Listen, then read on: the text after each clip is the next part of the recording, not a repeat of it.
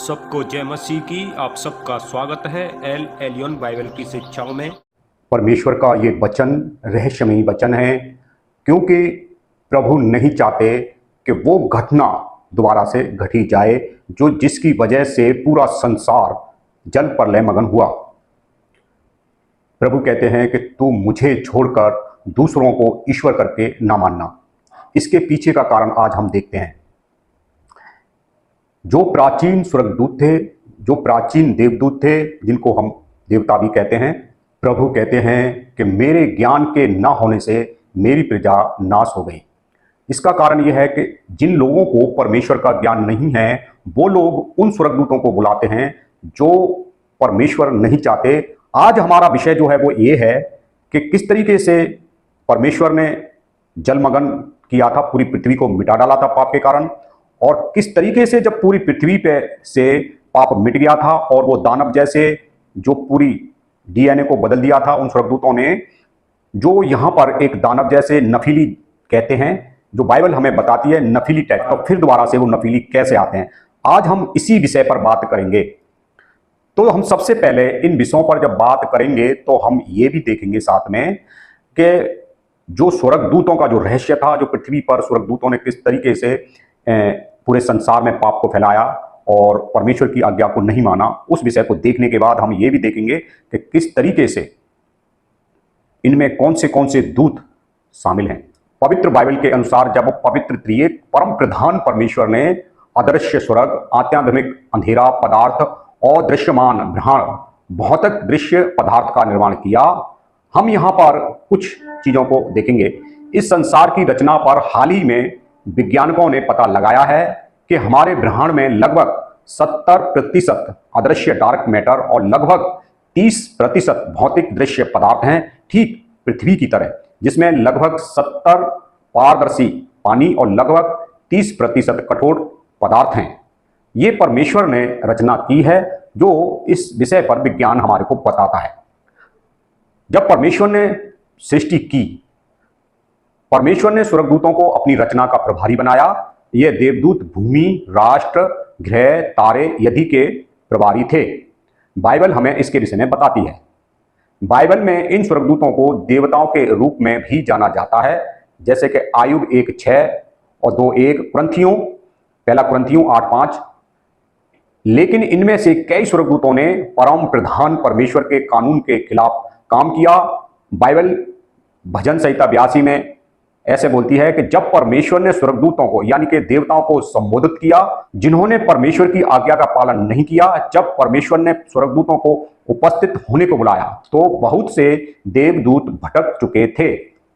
कई स्वर्गदूत यानी कि देवताओं ने कई तरीकों से गलत काम किए और उन्हें स्वर्ग से बाहर निकाल दिया गया और उन्हें गिरे हुए स्वर्गदूत के रूप में जाना गया।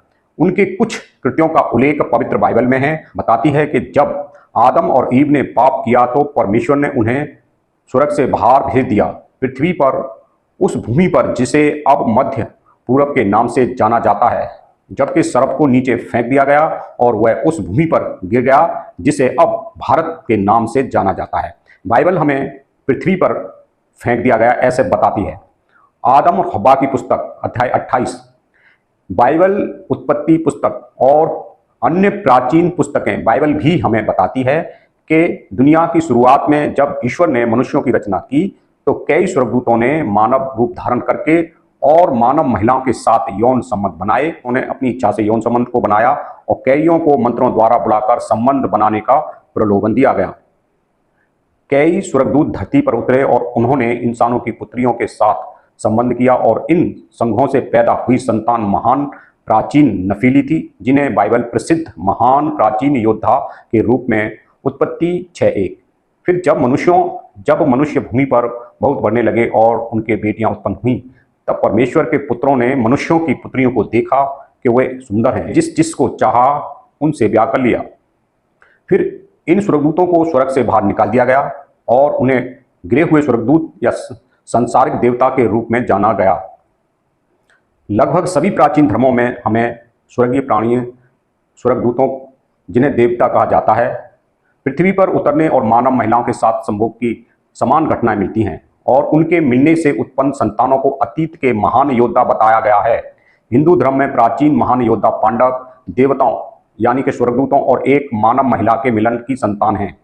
हमें यह भी बताती है कि उन गिरे हुए स्वर्गदूतों ने मनुष्यों के सामने कई स्वर्गीय निषिद्ध रहस्यों प्रकट किए, जिन्होंने मनुष्य के तरीकों को विकृत कर दिया और पृथ्वी पर पाप को बढ़ा दिया। बाइबल हमें यह भी बताती है कि पृथ्वी पर उन गिरे हुए स्वर्गदूतों के कारण हुई यह अराजकता जल प्रलय नूह के समय में बाढ़ के पीछे का कारण थी, जिसे ईश्वर ने पृथ्वी को सभी पापों से मुक्त करने के लिए जल प्रलय को भेजा था।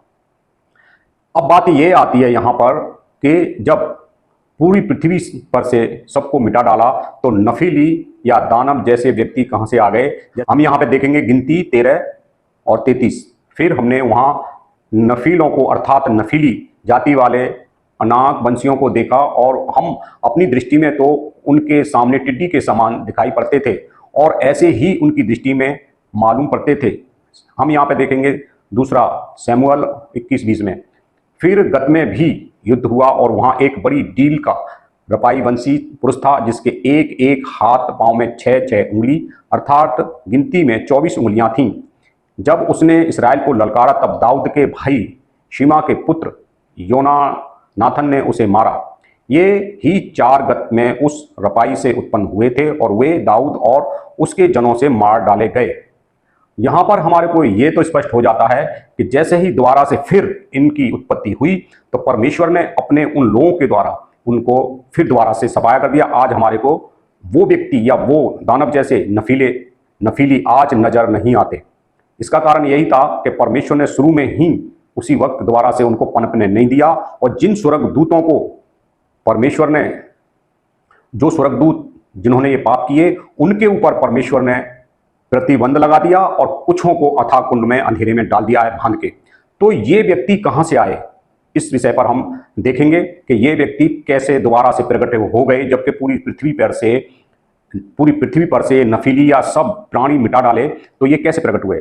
तो इस विषय पर हमारे को शास्त्र में मिलेगा। इस महान जल प्रलय का उल्लेख कई प्राचीन धर्मों में भी किया गया है, जिनमें उन धर्मों के देवताओं ने यानी कि स्वर्गदूतों ने अपने कुछ भक्तों को जल प्रलय से बचाने और बाढ़ के बाद के समय में अपना धर्म जारी रखने के लिए चुना था। हिंदू धर्म पाठ में भी विष्णु जैसे देवताओं द्वारा मनु के नेतृत्व में कुछ लोगों को नूह के जहाज के समान जहाज में बाढ़ से बचने में मदद करने के बारे में पढ़ा जाता है। विष्णु के पास ये कला है कि वो समुद्र में अपने आप को ले जा सकता है और हम कई तस्वीरों में या फोटो में हम देखते हैं कि विष्णु जो हैं वो समुद्र में विश्राम करते हैं और उनके साथ कई लोग हुआ करते हैं।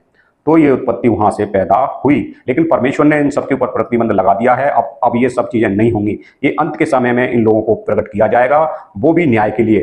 तो इस तरीके से दोबारा से ये उत्पत्ति नफीली की होगी या हो सकती।